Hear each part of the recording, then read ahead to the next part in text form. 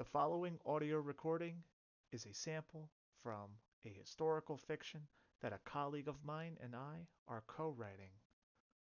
It is a regimental history about the 119th Pennsylvania Volunteer Infantry Regiment. This sample will follow the regiment as they participate in their very first military engagement at the Second Battle of Fredericksburg on April 29, 1863. The 119th, as pictured in the video here, just spent the entire winter of 1862 and 1863 training and laying in wait for this engagement. There is a lot of tension that has been building up within the ranks, and it is finally released in their very first military engagement.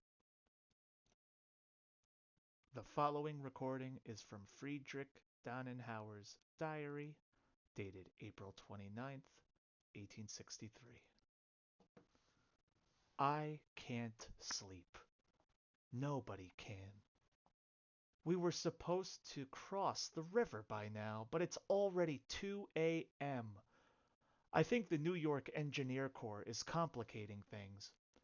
If we attack with the sun up, many of us will get killed. The 119th Pennsylvania, 95th Pennsylvania, 49th Pennsylvania, and 32nd New York are waiting alongside us. Laying on our bellies, we can peek through the woods and see our pontoon boats. The nearly full moon shines off the calm waters of the Rappahannock River. The pontoons bob in the current and sway into each other. Are we staring at our tombs? Drew told us to keep him awake, because his snoring would certainly alarm the Confederates across the river. He sang to himself an iteration of his own tune. Never-ending snoring. It never stops. It never stops. Later, April 29th. We made our attack at 4:30 a.m. Entire companies quietly shuffled into the boats to the hissing of NCOs, trying not to fall into the cold water. Martino, of all people, almost dropped his rifle into the water. A thick pre-dawn fog masked our advance, but it also concealed the enemy position. For all we knew, rebel batteries could be waiting with grape shot. If we lost the element of surprise, we could get cut down. I could feel my heart beating in the back of my neck. It was a helpless feeling as the engineers of the 15th New York rowed us to an unknown fate. As the oars clumsily splashed into the water, some of the pontoon boats collided. Dozens of muffled swears and curses were quickly shushed away by nervous sergeants. We were told to establish a battle line on the shore with fixed bayonets once we've landed. Strangely, Drew was the calmest I've ever seen him since Philadelphia. The trees which canopied the rebel defenses began to creep into our vision. Then the hill which we would have to climb. Before I knew it, our vessel was stopped short by a rock. Sergeant Timoney ordered us out. I jumped into the knee-deep water and rushed forward, gasping at the water's icy chill. Suddenly, a rebel picket screamed, "Corporal of the Guard!" A single shot rang out. We surprised the rebels! Upon seeing this, everyone looked excitedly at each other. Sergeant Greco of the 2nd Platoon yelled for the company to push forward. None of us thought twice. Lieutenant Rodney and Sergeant Timoney tried to grab us, but there was no stopping this momentum.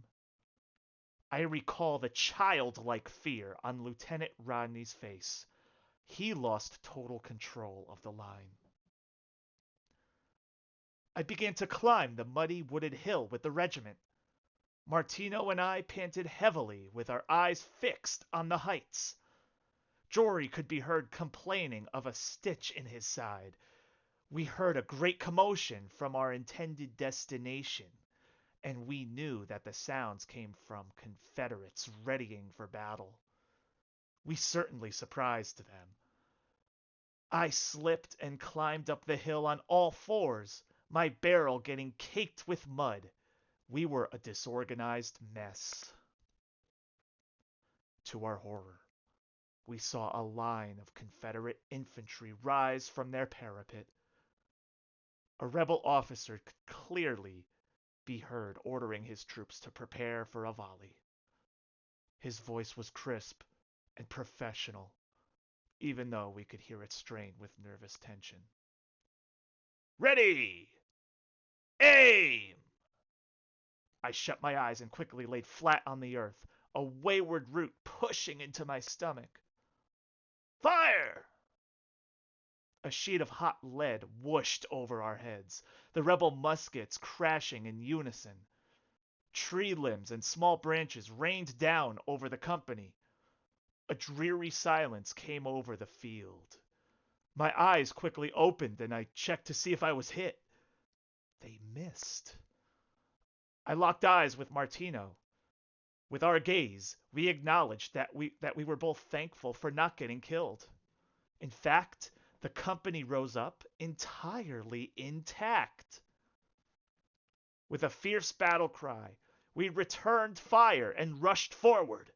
I leveled my rifle at a middle-aged Confederate soldier who had lost his hat. He was trying to load his weapon, the ramrod refusing to be sent into his musket's muzzle.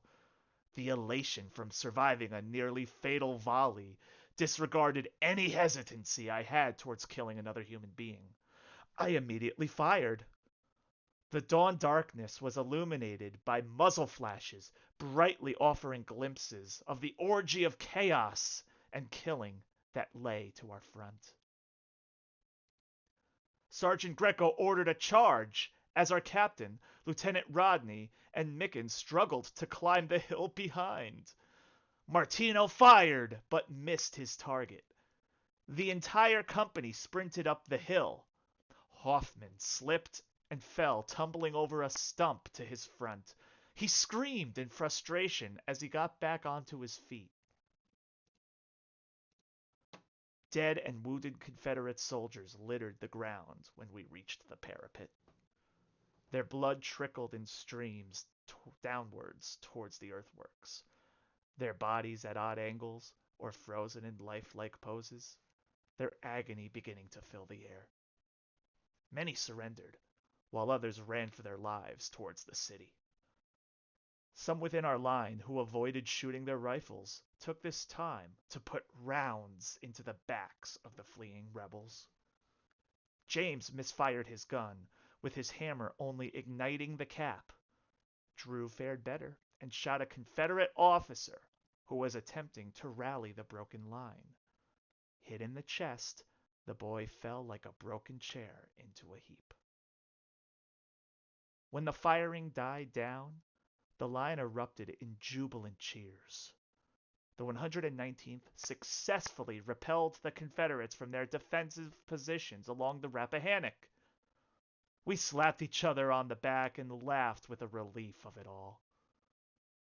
Lieutenant Rodney walked past Sergeant Greco and reprimanded him with the most fierce glance I've ever seen him make. Company A, reform the line here and load!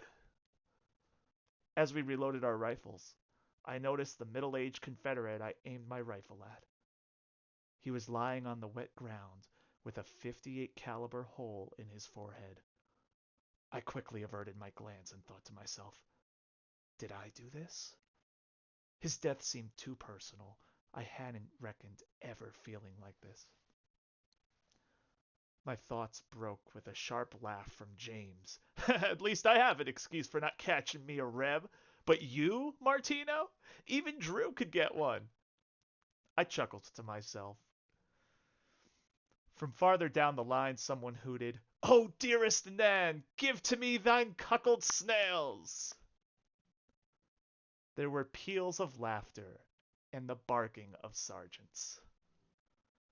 The regiment remained in battle line all day, preparing for further orders to move forward.